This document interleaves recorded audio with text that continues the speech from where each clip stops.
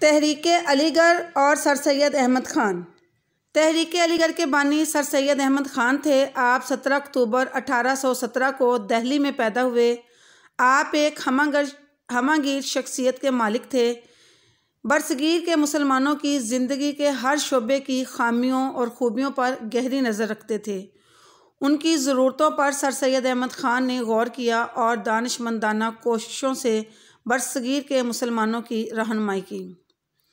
आपकी कोशिशें ख़ास मैदान तक महदूद ना रहीं, बल्कि सर सैयद अहमद ख़ान ने मज़हब, अदब, सियासत, तालीम, मुआशरत और समाजी ज़िंदगी गर्ज़ के ज़िंदगी के हर पहलुओं पर बरसगीर के मुसलमानों के जो जुमला मसाइल उनकी तरफ ख्याल किया।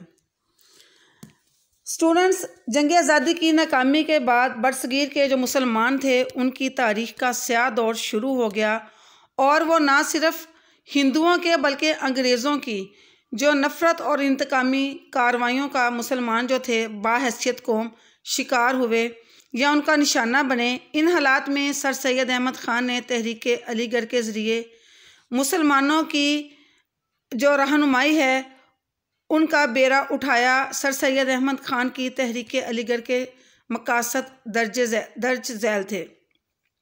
नंबर 1, हुकूमत और मुसलमानों के दरमियान एतमाद बहाल करना। नंबर 2, बरसगीर के मुसलमानों को जदीद उलूम और अंग्रेज़ी ज़बान सीखने की तरफ राग़िब करना। नंबर 3, बरसगीर के मुसलमानों को सियासत से बाज रखना।